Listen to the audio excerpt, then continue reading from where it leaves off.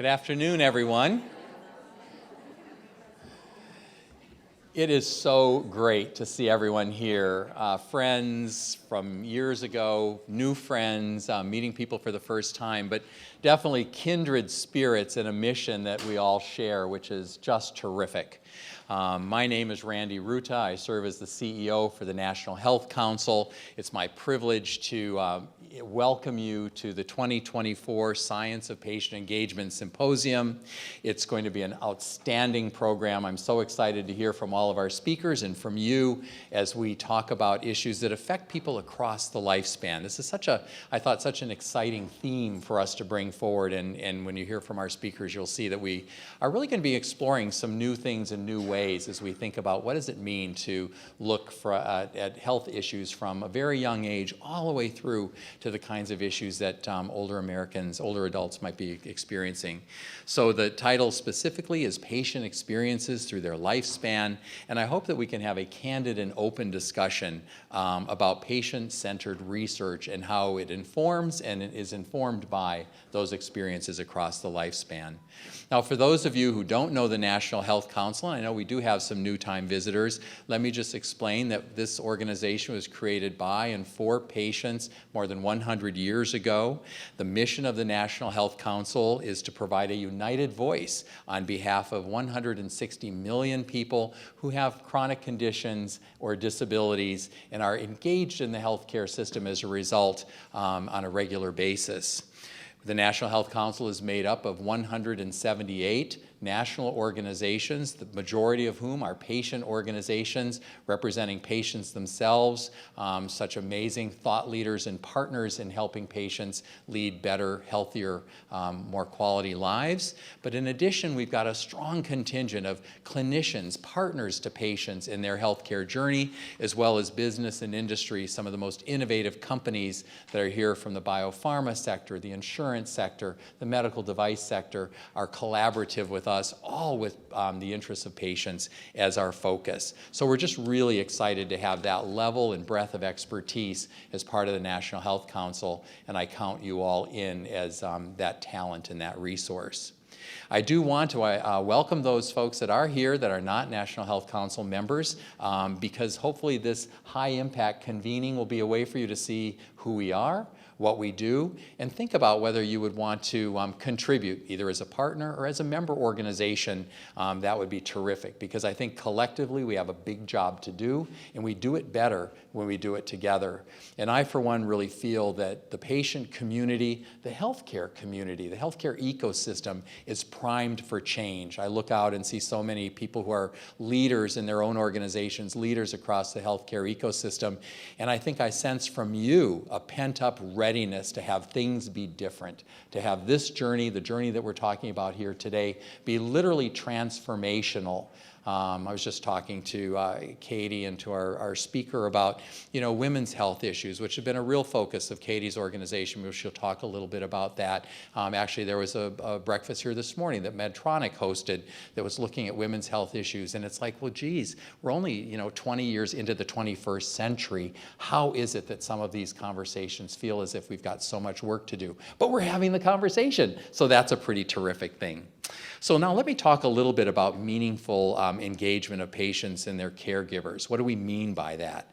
And we would say that meaningful engagement is when patients are recognized as equal partners and integrated from the very beginning in the development phases of scientific studies, research, drug and device design, regulation, value assessment, and care delivery, and more. I just was speaking to a group this morning up on the Hill. They represented the medical device community. It was Sanford Biodesign. And I have one message. It's like, it's never too early to respectfully engage patients.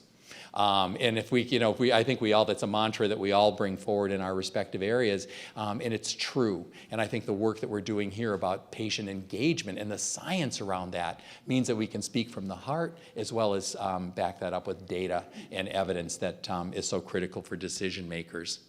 My own family, the lifespan theme really speaks. I was just sharing with Katie last week. I spent my week in southern Wisconsin in Madison, and my mom was being asked by her assisted living facility to go into a memory care unit a little too soon, but I think they had their eyes on her 2-bedroom apartment, and she felt, you know, a little disoriented and really challenged emotionally by being asked to leave a caregiving group that she felt knew her and were really supportive of her.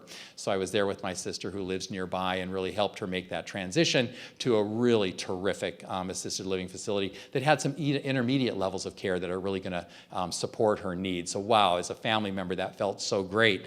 At the same time, my sister with 3 teenage boys was also helping them navigate the bullying, the lockdowns, the kinds of things that are occurring for children way too often in a really nice suburban community. And so seeing my sister kind of balance both ends of this lifespan that we're talking about here today really brought this topic home. So as we get started, though, let me thank our distinguished chairs of the planning group that really helped put this program together. They serve as members of our research and programs committee. They are instrumental in their thought leadership, and you will hear from many of them today. We should have, there they are. You'll recognize many of those individuals who really are second to none in leading their organizations and contributing to the success of the National Health Council.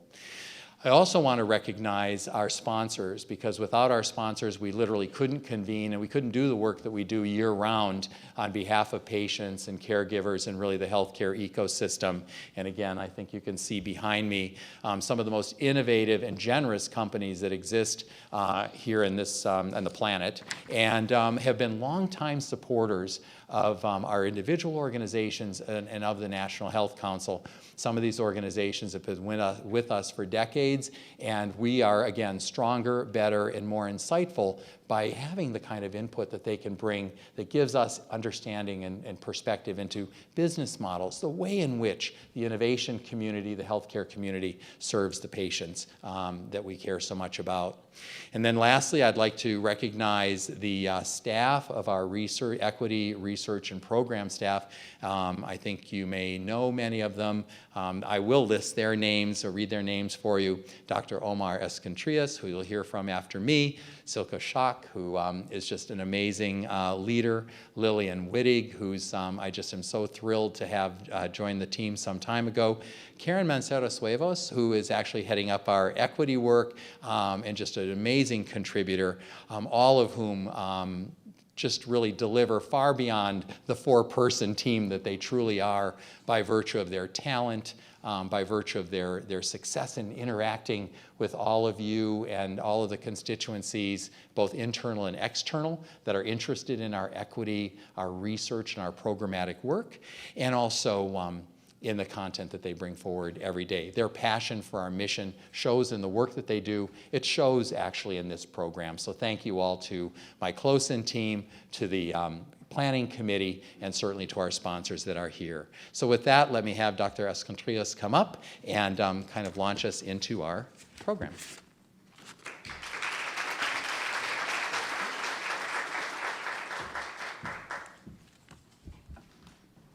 Thank you so much, Randy, and good afternoon, everyone. So I would like to start off first by acknowledging the ancestral lands of the Nacosdocan and the Pistacoya people that we stand on.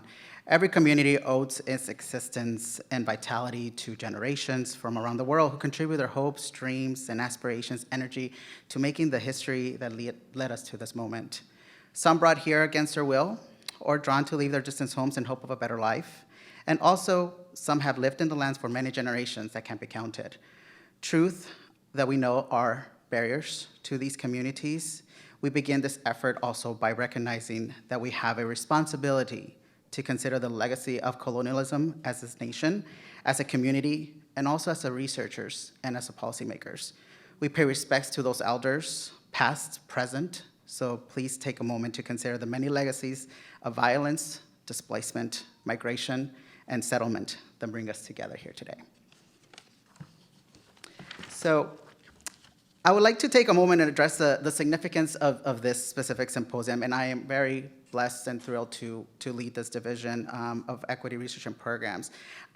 It all started with the feedback from our affinity group of the Chief Science and medical officers, where we say, we really need to explore the lack of data that exists across the lifespan, specifically thinking about the aging population, which make me think it's not just about the aging population. We need to start thinking about also the pediatric, the young adults, those that have special needs. So how do we go about engaging all across lifespan to the research of science and engagement? So that's what's brought us today. And as Randy mentioned, meaningful patient engagement, of course, is when patients are recognized as equal partners and they're integrated into the development of drug therapy, regulation, science, and research. With that, meaningful engagement of patients at different stages of their life is important. And this symposium will definitely explore those lenses from the pediatric, young adults, and the aging populations. So over the 2-day meeting, we will explore how the science of patient engagement is evolving and contributing to new evidence. Patient engagement experts, patients and patient advocates, researchers, and other leaders of the healthcare ecosystem will share their broad scientific audience, their experiences and accomplishments, best practices, and the resulting impacts on medicine and science regarding the importance of patient centricity. Last year's theme, as you may recall, was patient empowerment in the digital health era. And we're still there, and AI is not going anywhere. But I'd like to take a moment just to examine how innovation in the digital space and technologies, including AI, moves us forward into the new discoveries and improvement also in the healthcare ecosystem. So we must proceed with caution, but it's hopefully here to help us in a meaningful, trustworthy way. We were charged last year with the recommendations from Dr. Califf, Commissioner of the FDA, to ensure that patients are critical partners in building those technologies in the healthcare system that are responsible, trustworthy, and equitable. You will also hear a bit more tomorrow from FDA's work by Dr. Nemanja Bumpus, who is the Deputy Principal Commissioner, and she will talk a little bit about the lifespan, of course, but she will also touch upon the diversity of clinical trials and how important that is still today. And then we'll also hear from Google, the Senior Medical Lead at Google, who will be talking about AI and how to leverage AI across a lifespan. So throughout the symposium today, we have several objectives. So those objectives are to understand the applicability of patient engagement research into action and practice across a lifespan, illustrate its importance and meaningful patient engagement of diverse populations, identify research opportunities between scientists and the patient advocacy community that's present today, but also engage in innovative and thought-provoking research ideas and agendas. So now to just a couple of housekeeping items. New to this year, we're happy to present to you an application where you could download at the QR code here. You could follow the program, engage with the speakers, engage with the attendees. So please make sure, if you haven't done so, feel free to download. And then just to respect, again, the delivery of the content of our speakers, please take the moment to silence your phones. I think we all know that. And any other type of electronic devices, because nowadays, too, we have so many. So just please go across the board on that. Restrooms are located at the end of the hallway to the right outside of the room. And then also food will be available during breaks and available on the foyer outside, just where you picked up your box lunch. As a reminder, please, for the elevators that you use to enter this event near the front of the building, those could only go, they could go down to the lobby, but they can't come back up. So just understand that if we're busy, if you need to take also some calls, please do so outside, just as respect to your other attendees. Complimentary Wi-Fi is available for events, so if you have, some notifications on your tables about that, and also the Wi-Fi instructions will be located. You're welcome, please, to live tweet posts on this event. Please use hashtag SPES 2024 or hashtag putting patients first on all your social media posts. And please connect again with the National Health Council on our social media channels such as X. We're now on Instagram, so thank you to the communications team, and also LinkedIn. And more information is also available at the NHC registration table. We do have some members of the media attending this event. They are identified through a black ribbon. If you have any questions, I know we have some individuals of our communications team in the back that could help, and also from our other consultants. So please make sure you talk to them if you have any questions regarding media. Also, we do have a caregiver room located on the 14th floor, so it's upstairs for nursing mothers, The room there has locks and a mini fridge if you need to use it. So please stop by also the registration table if you need guidance on to using the nursing room. And also, again, very importantly, we have placed also evaluation QR codes on your table.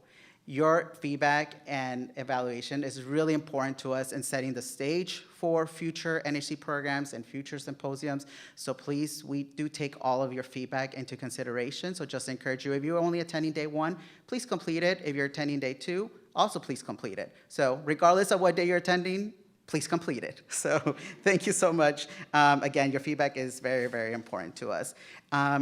And finally, we do have an invite-only reception this evening at the Holman Lounge, which is located next door in the room to my right. Now onto our agenda today. So over the course of these 2 days, we will have 7 sessions in addition to a working session.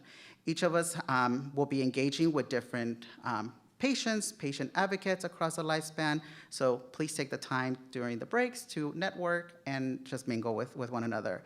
And again, there'll be also a couple of breaks for just refreshment, coffees, etc.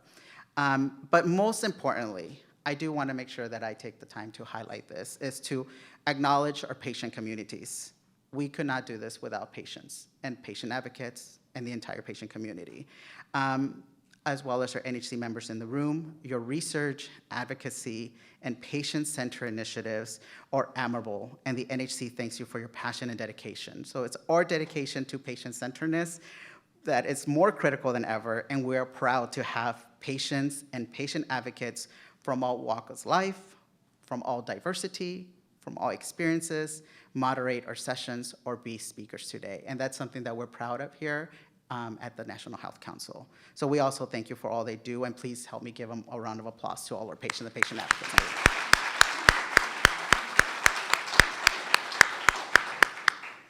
And now it is my pleasure to turn it over to Katie Schubert. She is President and CEO for the Society of Women's Health Research and a member of the NHC Board of Directors, who will introduce our keynote speaker. Thank you so much. Enjoy the program. Katie?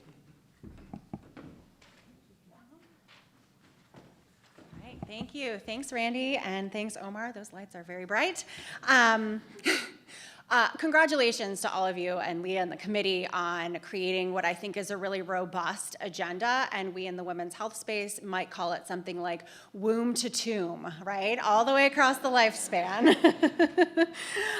So as Omar said, my name is Katie Schubert. I'm president and CEO of the Society for Women's Health Research, and we are a proud member of the NHC. And just to Randy's point, if you're thinking about membership, please really think about it hard and good, because I think there's great value there, and would be happy to talk to anybody about it. I think overall, I really can't be more excited to introduce our keynote speaker here to kick off the day, Dr. Anita Ravi, who is the CEO and co-founder of the Purple Health Foundation. We have been having a really wonderful conversation, and I can't wait for you all to hear directly from her about her very important work. And I think there's going to be a lot of important information that you should be able to take away and maybe get you thinking a little bit as you enter through the agenda for the rest of the day and tomorrow.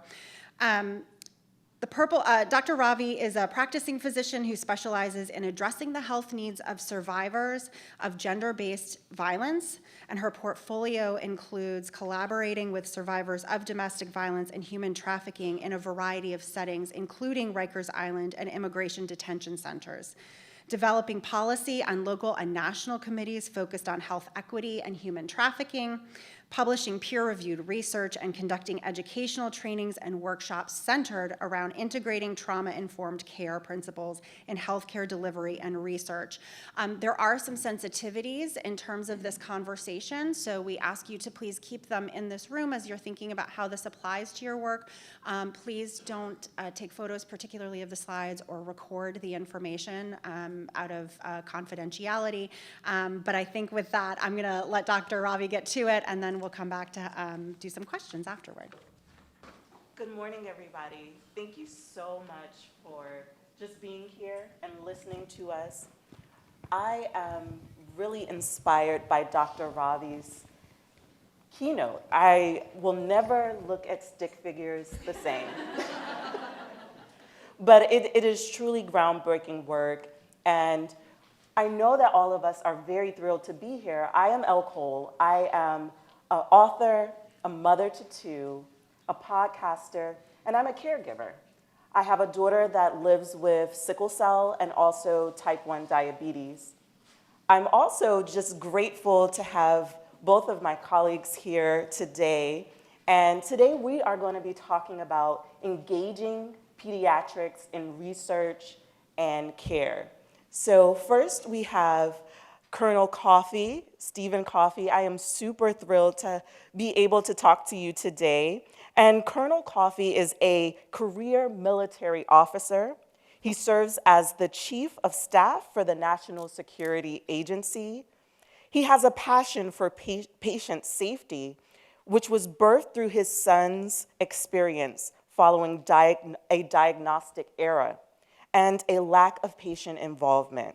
He is the president and CEO of Heart to Heart Connection LLC, a founding member of the Patient for Patient Safety U.S. chapter of the World Health Organization. He has served on numerous boards and panels, including Yale Haven Health Services Corporation and Center for Outcomes Research and Evaluation, and the American Board of Internal Medicine Governance, Internal Medicine Board. Thank you so much for being here. Thank you so much. And we have Leanne West, and Leanne is the Chief Engineer of Pediatric Technology at the Georgia Institute of Technology, where she serves as the technical liaison between Georgia Tech's Children's Hospital to identify unmet clinical needs and provide solutions. She is also the president of the International Children's Advisory Network, affectionately known as ICANN, a nonprofit that promotes the importance of pediatric patient experience and input in medical research and development. Ms. West is a member of multiple boards and committees, including the Pediatric Trial Network and Multi-Regional Clinical Trials Center of Brigham and Women's Health and Hospital, Harvard. A medical device and innovation consortium, Patient Preference Information and Technology Association of Georgia Digital Health Board. So thank you so much for being here. And I'm going to give you all an opportunity to just tell us a little bit about your why you are getting started in the pediatric advocacy space and the importance of a caregiver's role in your work. Well, thanks so much for the opportunity, the introduction. I'll tell you guys, anytime I can be outside of the Pentagon is a fantastic day, fantastic day. But if I could really start by getting to the backdrop of this, if I can look at a quote by Charles Dickens, he once said that it was the best of times, it was the worst of times. It was the age of wisdom, it was the age of foolishness. And those words never rang more true than with the birth of my son, Stephen Coffey II. I call him Deuce. So with his life, my life would change forever and the world would be introduced to this living miracle. So as mentioned, Stephen was born and he had a diagnostic error because I was not involved in his care. He has a metabolic condition called galactosemia. And I will tell you that as a new parent, when I noticed something that was grossly wrong with my son and I went back to the hospital, my concerns were dismissed. I was marginalized. I was an overreactive parent. My spouse was this overprotective mom. And so we were marginalized and our concerns were not heard. And what we found out later is that, and I will never forget the day, it was November 28th, 2012. We were sitting in MedStar Georgetown University Hospital in the PICU. I didn't know that the PICU is where we send our really sick kids. That's because I'm a layperson, I'm not a doctor. And I will never forget the resident who said, this is Stephen, our 2-month-old from an outside hospital who has fulminant liver failure secondary to galactosemia. And 5 days later, he had a liver transplant at the very tender age of 8 weeks old. So now you're all obligated to see a picture of him at the break. I'm a proud dad.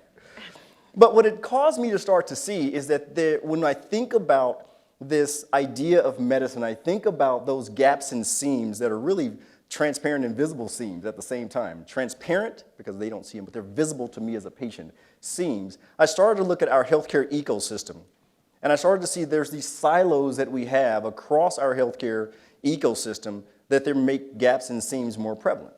And so what happened is that I got along with 9 other titans in the field of patient safety and advocacy. And truthfully, we're all patient activists in a sense that we don't sit idly by. But between these 9 others, we started the Patients for Patient Safety US chapter of the World Health Organization.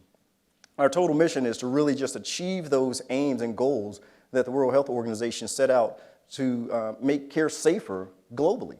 And so when we think about what we did, and I say we're activists because we didn't sit idly by and just kind of beat our hands on the table and say, look at these issues. We've published articles. And I love this one article, Who Killed Patient Safety? Talk about a provocative title. CMS, they were like, whoa, wait a minute, we need to talk about this. But it really caused us to think about, we've been talking about patient safety, we've been talking about quality, we've been talking about including patients in the diagnostic process since '99 when the Institute of Medicine put out the report To Err Is Human. Here we are in 2024. But the thing that we've learned is that we could not do this alone, and so we actually have a broader network that includes patient safety champions from around the country. And so, there is a passionate plea for those who are interested in joining our cause as well to go to pfps.us and join on with us. And it is really something that I think is very fruitful because it shows the power of our collective voice. And it's free. It is free. But we also have organizations that have signed on as well. And so it is not just individuals who have experienced diagnostic harm, who experienced diagnostic error and patient harm, but it's a collective that we have institutions that partner with us as well. And so when I think about what our priorities are, and this is again how we achieve those global patient safety aims of eliminating avoidable harm in healthcare, we do it through 3 priorities. Transparency. Obviously, we've heard that slogan of nothing about us without us.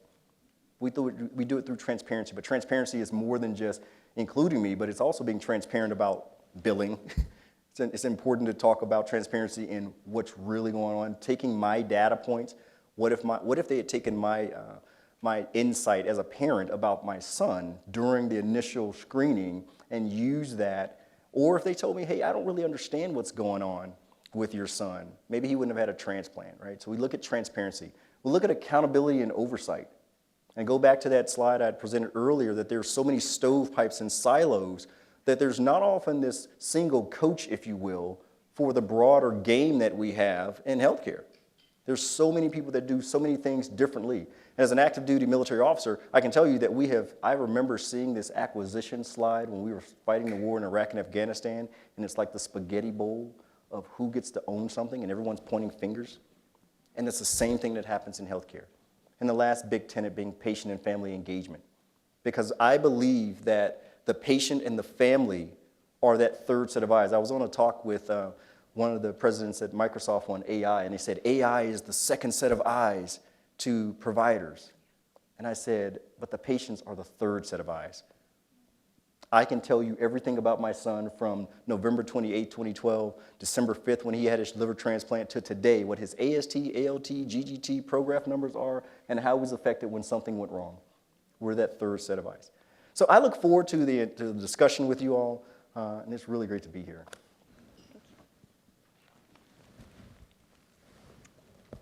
All right, so I'm Leanne West, and my day job is working at Georgia Tech building medical devices. And one of the things that I really thought about when we were starting to build medical devices is I was like, okay, well, I want to go talk to the people who are going to be using this, the patient. And one of my colleagues was like, why?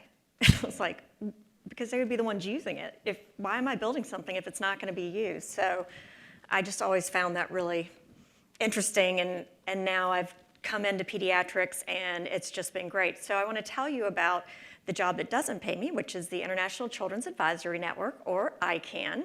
We are a nonprofit, and our members are kids, aged roughly 8 to 18 for our original program, and most of them, about 95%, have some sort of medical diagnosis that they face. And what we're really there to do is to give kids a chance to share their stories about what it's like to live with a condition, a device, a drug, sometimes just what it's like to be a kid, so that groups like researchers, clinical researchers, drug developers, device developers, physicians, whoever it might be, industry. We want them to help them understand how to interact with a child and what it's like to be that child. Because the doctor may be a specialist in the healthcare of children with a condition, but the real expert is the child who lives with it day in and day out, or the parent who lives with it. And we also are partners with the FDA and a couple of their programs for technology assessment, as well as drug development. So we're really proud about that. We send about 5 or 6 kids a year to the FDA to talk about what it's like to be them. We have 32 chapters around the world where we bring kids together locally, but we also have a virtual chapter, so a child anywhere can be a part of ICANN. We also have, well, here you go. So this is the stuff that I spoke about in the last slide, but that's fine. Our kids are the experts, and we just love watching them. Again, the original program is age 8 to 18, roughly. We don't have hard cutoffs. It really depends on the child. But we also have a parent program, so the parent of any child who's gone through a medical diagnosis is welcome to join ICANN to be able to share their stories and create content that might help the next parent who comes along. Because a lot of times when you're diagnosed with something, or your child is, it's new and it's overwhelming, and it's really hard to figure everything out on your own.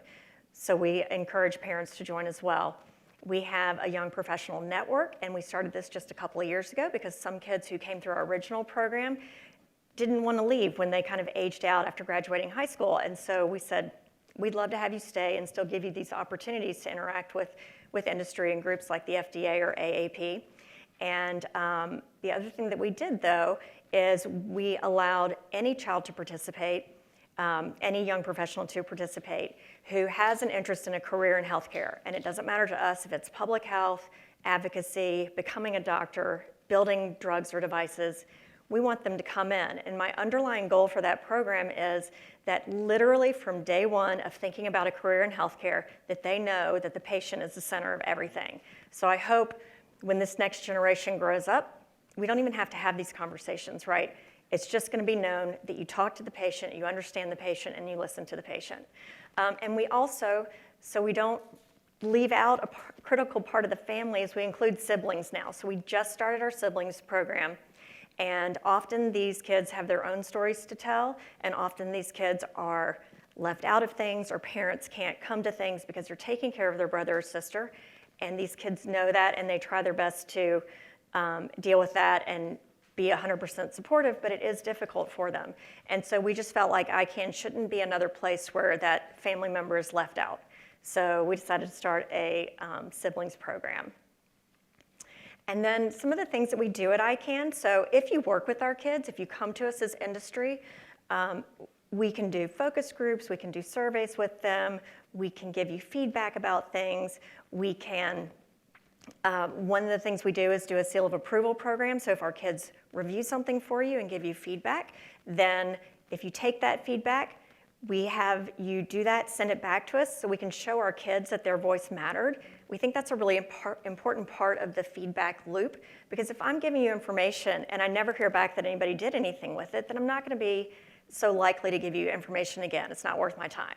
But if I come back and show them exactly how things were changed and they can see, gosh, I was the one who said that, it really makes a difference for them, and it makes them want to continue to talk and give back and give their opinion.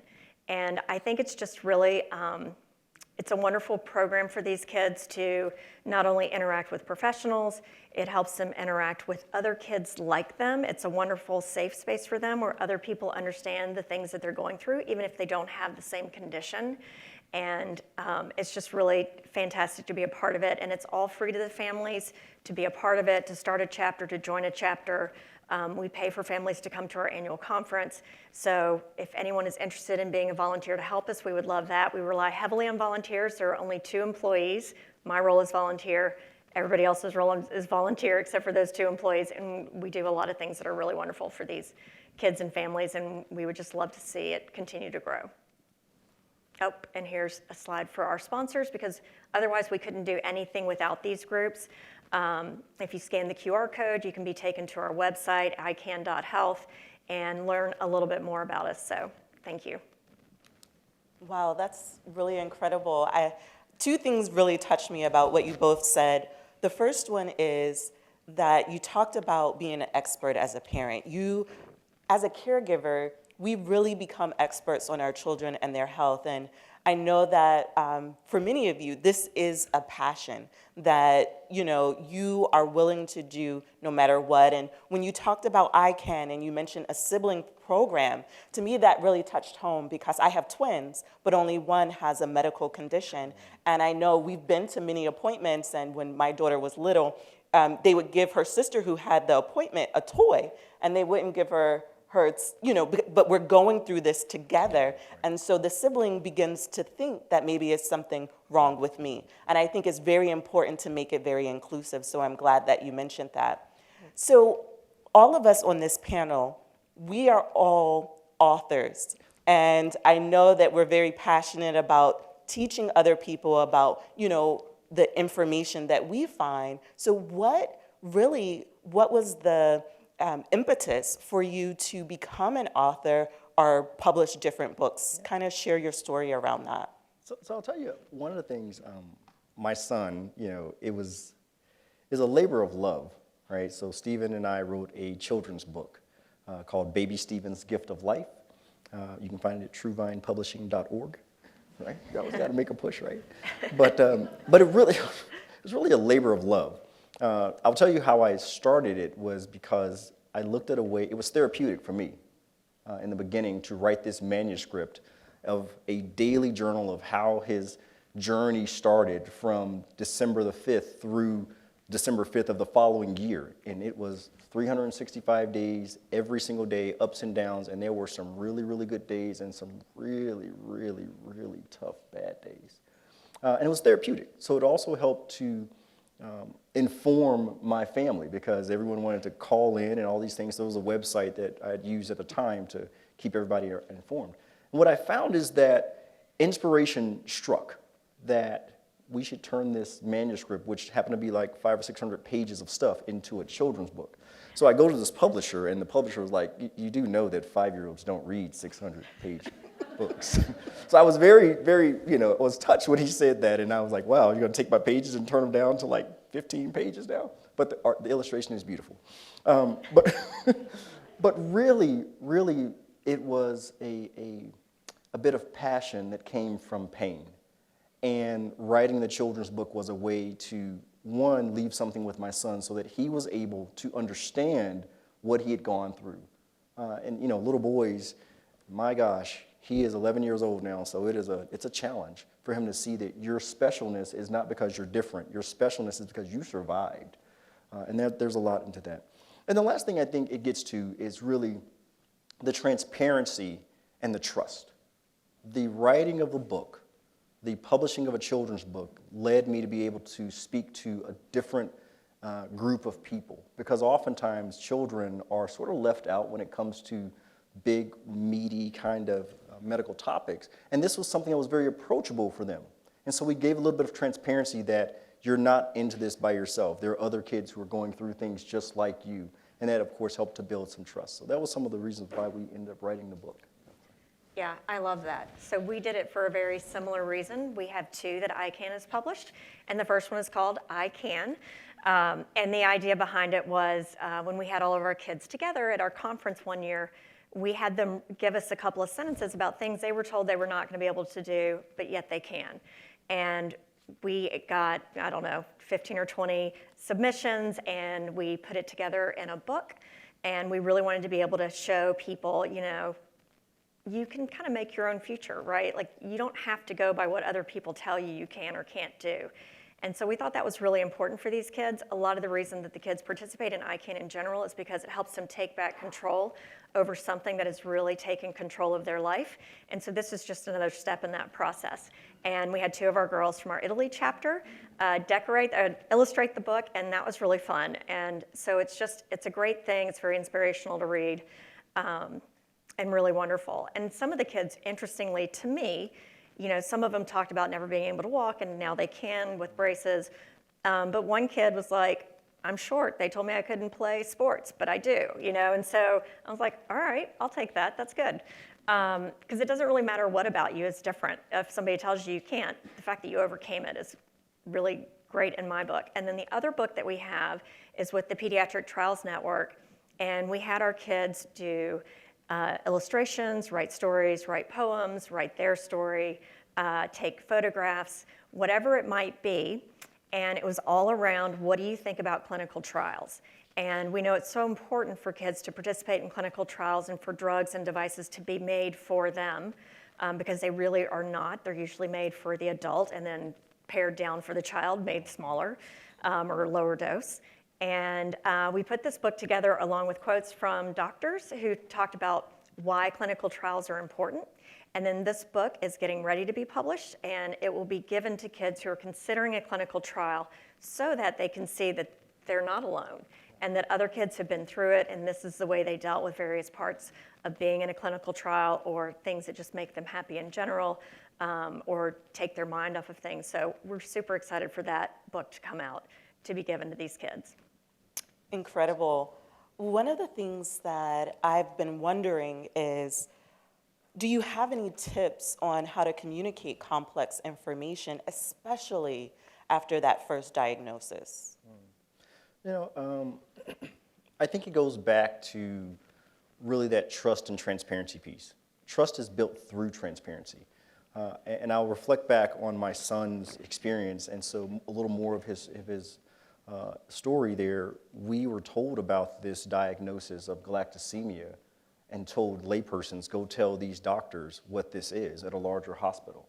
And so here it is, this confusion that ensues, because here I can't even spell galactosemia in 2012, and Dr. Google is not that good just yet, right?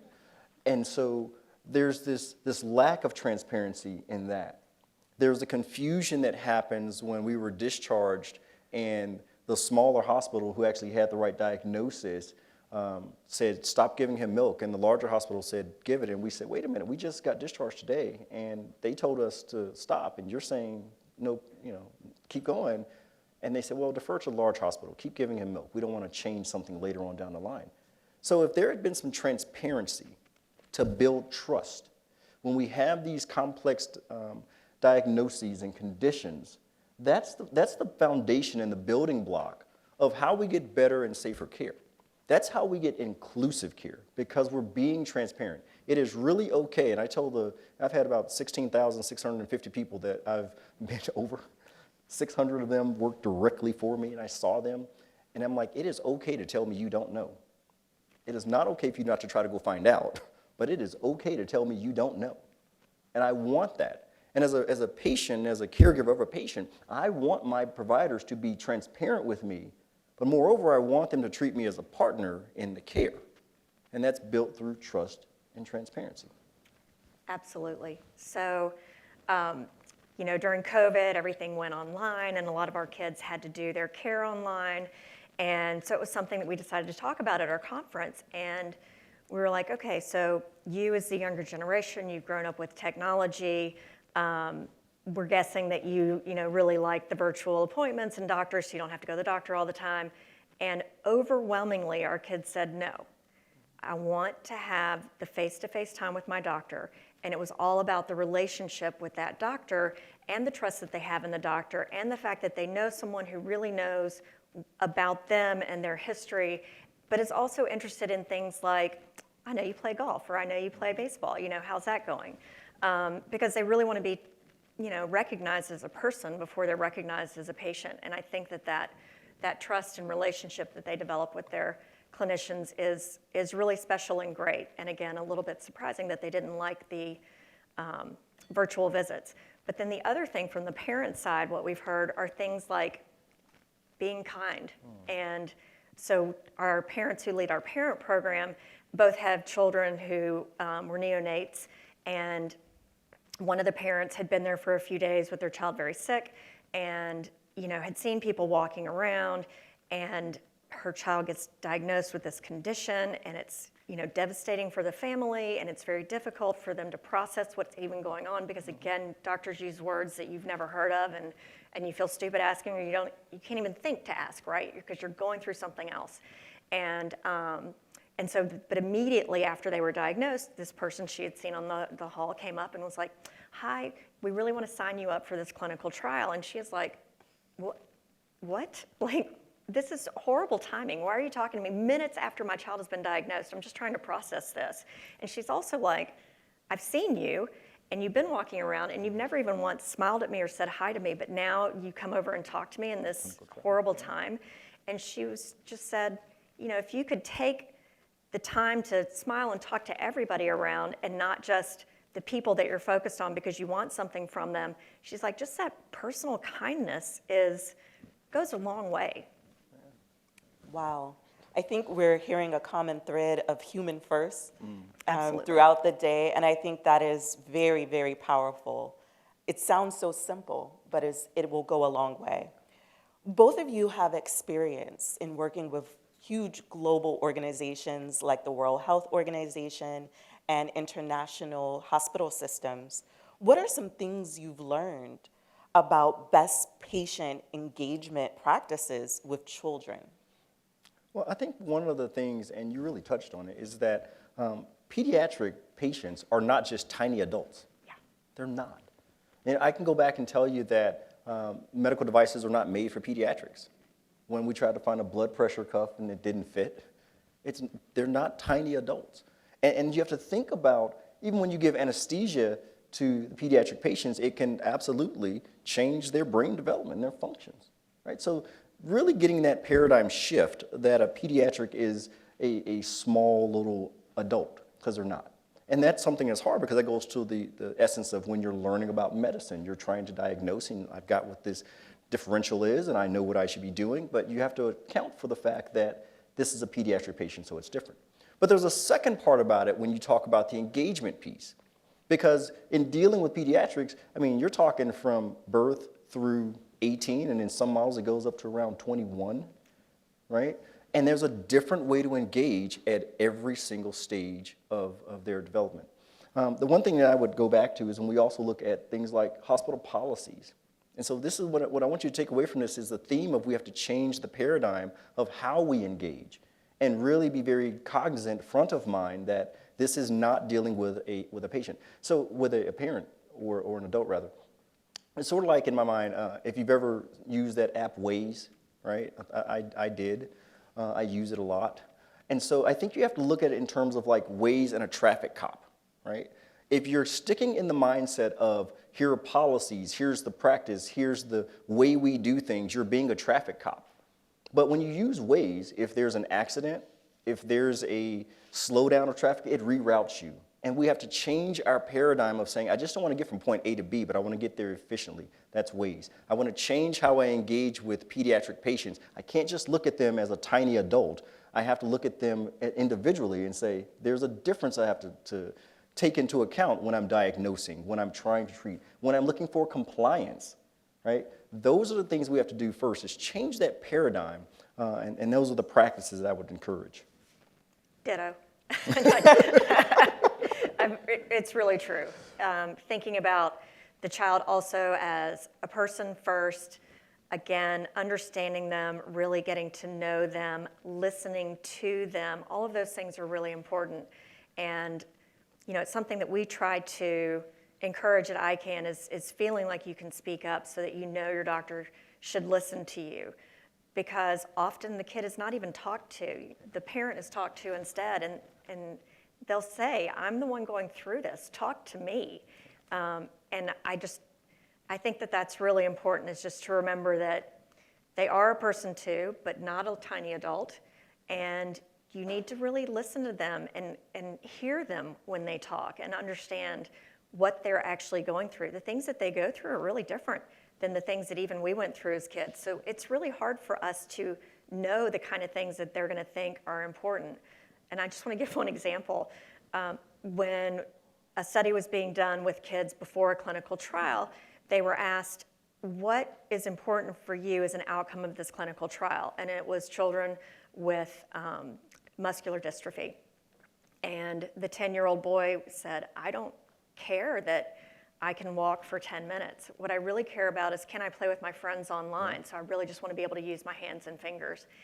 And it made me think of my child, because he does everything online, plays lots of games and things, and that's how he interacts, and his friends are all over the world, and we can't think like them. We don't know. So it's just really important to listen to them and what matters to them and what's important to them. Well, and I think just kind of building on that, because William Osler has a quote, and he says that the good physician treats the disease, but the great physician treats the patient who has the disease. And that's really just so apropos when you think about, we're talking about people first. You know, I will tell you, the military often says people first, mission always, or is it mission first, people always? Well, I'm a people first person. I believe if I take care of the people, they'll take care of the mission. And so when we look at medicine, we look at research, we think about patients, it is really a people game. Medicine always has been and will forever be a people business. So we have to make sure that patients are at the center of patient-centered care. It's in the title. But we overlook it because we overcomplicate it by saying, I'm trying to get this straight diagnosis. But as mentioned earlier from the keynote, you have to look at healthcare as like this ecosystem, because I can't just prescribe you something and assume that you have clean drinking water. Flint, Michigan, Jackson, Mississippi, that's not even a long time ago. I can't assume you have access to adequate transportation to get to the pharmacy, or that you don't live in a food desert. So these are things we have to look at. It's a people business. Yes, wow. So I'm wondering, Leanne, this question is for you. You work closely with the Food and Drug Administration, specifically the Center for Devices and Radiological Health. Mm-hmm. Is pediatric engagement in the device space different than in a more traditional space? Yes. So one of the big issues with developing pediatric medical devices is that the market is really small. So manufacturers don't want to take on developing the device. And then the other part that's almost even harder making the market smaller is that a device for a neonate is really different than a device for an 8-year-old, and is really different than a device for an 18-year-old. And so you have to consider so many different things when you're developing for kids in the pediatric healthcare space, because their bodies physically and physiologically change over their lifetime in that pediatric time period. And you just have to make sure that you're doing everything you can to treat them at all stages. Many of the people in the room are researchers. Do you have any additional tips from when you worked at the Food and Drug Administration that could maybe help the researchers who are in the room? Yeah, okay, so I never worked there, but we work closely with them. But yes, some tips to think about is thinking about that patient first. So when you're developing your clinical trial, or when you have an idea for a device, go talk to the population who's going to use it and keep them involved the whole way so it fits with your daily activities of living, how you run your life, how you live it. The same if you're developing a device for a doctor. It's got to fit into their workflow.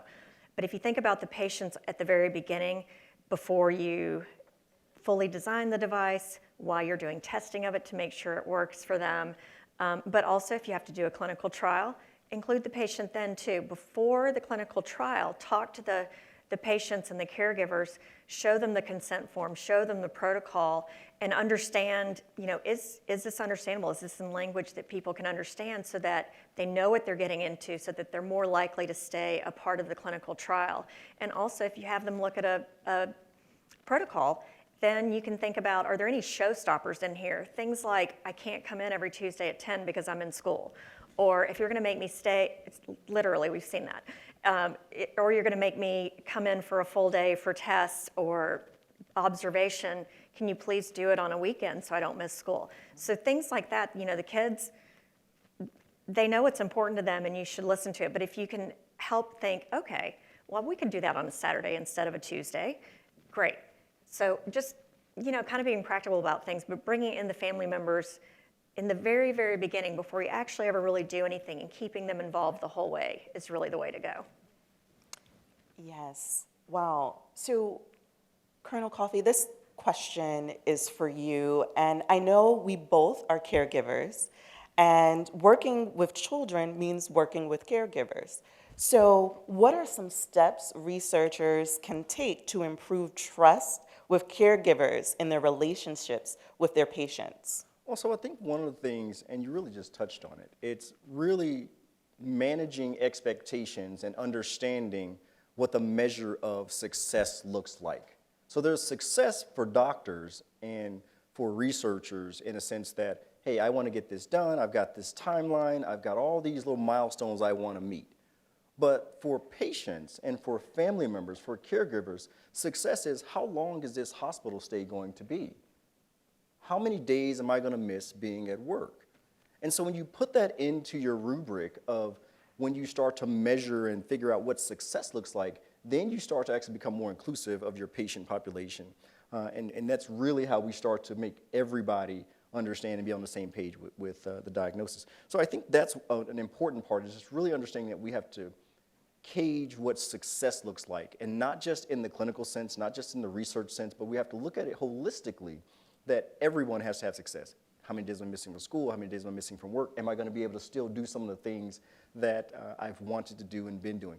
Real quick vignette, my son had to have a PICC line once, and he was very upset because he had it was right over Christmas time, and they weren't going to be able to pull the PICC line out before he went back to school. And he had been promised, we're going to pull it out on the 27th of December, school starts on the 3rd, and they said, we can't do it, you still need some more of this antibiotic. And so measuring success is also managing expectations, and that's what we do with our patients. Wow, I can definitely relate to that, the story you just shared about your son and going back to school. Kids do care about their interactions with their peers and how they're seen, and I think that's something we have to keep into account. So how can parents and caregivers empower children to make sure that they have the right scientific information? And I'm specifically thinking about clinical trials and research studies. So I think it is, and this sort of goes against what I said about children being tiny adults, but it really is talking to them about it. I talk to my son about galactosemia and have those conversations because he needs to understand what it is.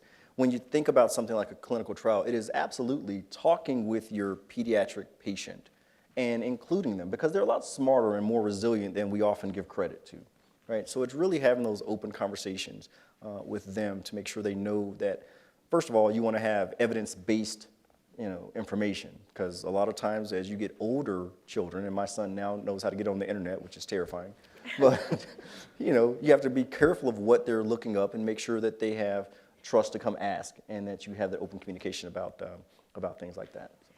Yep, and I will agree that open communication between the parent and the child and the caregiver and the clinicians, the doctors, the researchers, whoever it might be, that's really, really important. And again, if the child and the parent really understand what's going to happen to them, what they're going to go through, what are the outcomes that are expected, and maybe they've even had say in what the outcomes should be, then you're going to do much, much better. Certainly. And then thinking about, though, where do kids get information and how do you empower them? So we had some of our kids do a study with a hospital in Rome, and it was during COVID, and they wanted to know how kids were getting trusted health information. And they were worried about all of the, false data out there and everything you can find on the internet. And so our kids interviewed other kids within ICANN and some of their friends, and I was amazed actually at how really savvy they are. They would rather trust their doctor to give them the right information than what they find online. They go to certain websites online that they know are trusted healthcare providers or places for information. They don't pick it up on these other places. And maybe that's just these kids who go through so much in their life and they know they have to be accurate and careful with their healthcare, unlike maybe a kid who doesn't go through anything. But it was just really interesting to us to see that the kids already know how to divide, real facts from fake news. Yes. Yeah. When I facts. think about what you shared and just that transition care, and transition care is moving from that pediatric space into adult space, there's no switch. It's not like a light switch. They don't turn on a light switch that says, oh, now you're an adult, now you need to form questions. You really start that while you're young. And I'm wondering, do you have any final thoughts on how patients and caregivers can be a resource to researchers, scientists, clinicians, and policymakers? Yeah. So one quick build from the last comment you just made, because when I did my master's thesis at Georgetown, I did it on pediatrics and transitions in care for liver transplant patients. based on a young lady who was 17, turned 18. Unfortunately, she died a couple months later. But it occurred to me, who teaches her how to be her own patient advocate? She was excited to sign that power of attorney that says she's able to do things herself while her mom was in Boston. But just a powerful thing, and so very apropos point. But when I think about what we can do for patients, I would say that you have to look at patients as a resource. And what I mean by that, there are 4 things I think you can do with resources. You can spend your resources, whether it's time or money. You can invest it, you can save it, or you can waste it. We can spend our resources with patients by looking at patients in an engagement as transactional. You came in for this, we serviced you here, you've been discharged, and there's nothing else. We can waste that resource when we don't take the patient perspective into account. We can save that resource by saying, oh, we've got people that would sit on a patient and family advisory council and they tell us what the color of the wall should look like, but really not harnessing the power that those councils have. Or we can invest in that resource by really partnering with patients to be a part of the care decision. Shared decision-making involves the patient. So I think that's one of the first things we have to do is change how we look at patients. It's a resource. The last thing I would say is that when you think about what doctors and what the medical community provides, doctors will write things and do studies and do tests, and they will develop things that will be talked about for years and put in medical books. But the patient is really the backdrop and the foundation of what they wrote about, right? So we have to make sure that if we're going to change the course of medicine, if we're going to change the course of research in the medical field, that we include patients up front and not as an afterthought. Yes, we definitely have to include patients up front and not as an afterthought, and they need to be involved in the entire process all the way through. I think that's one of the most important things. But talking about transition of care just really quickly, so our kids, you know, they've often maybe have something genetic, maybe they were diagnosed as a child, had a transplant, had cancer, whatever it might be, but they've grown up with these doctors who have helped them their entire memorable lives. And these are the people that they trust, they're the people that they have relationships with, and then all of a sudden they're told, well, we can't serve you anymore because now you're too old.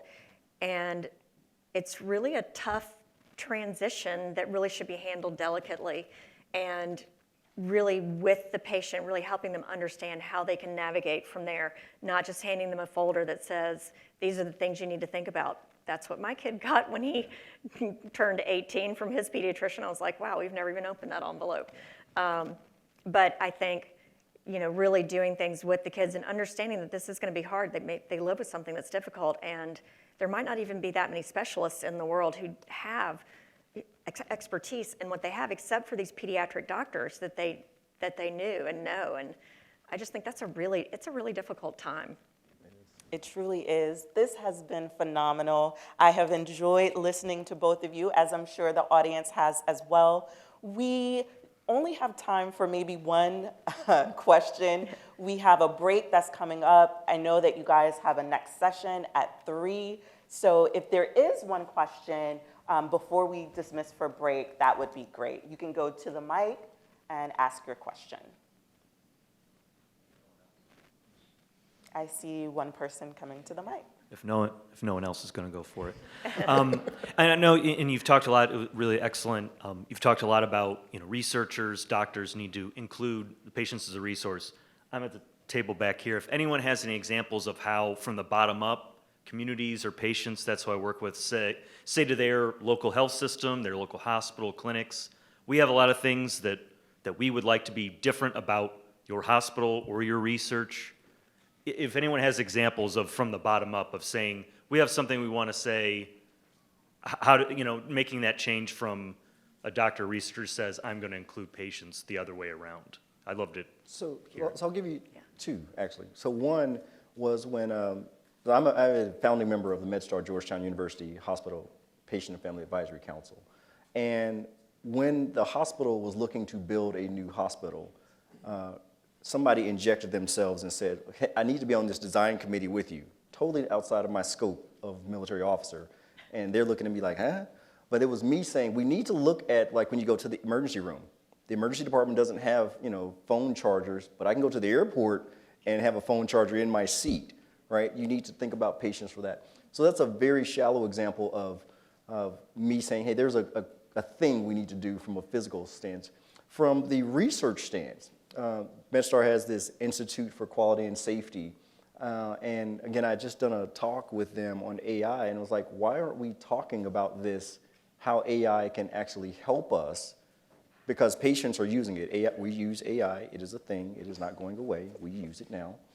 And you have to think differently about the patient that comes in with this AI diagnosis, because you used to just kind of dismiss it as it's Dr. Google, it's not real, or it's you just think this, but it's not real. But now I've got this AI diagnosis, and how are you doing that? And they are literally, I think in 3 days, having a conference to talk about how they can start to use AI. So I think one of the ways that you have to look at it is, what's the mechanism within the hospital for the patient to provide feedback? That's the first part. What's that mechanism? So at Georgetown, we have the whole PFAC, where I can meet with some of the C-suite folks that come to the meetings and voice an opinion.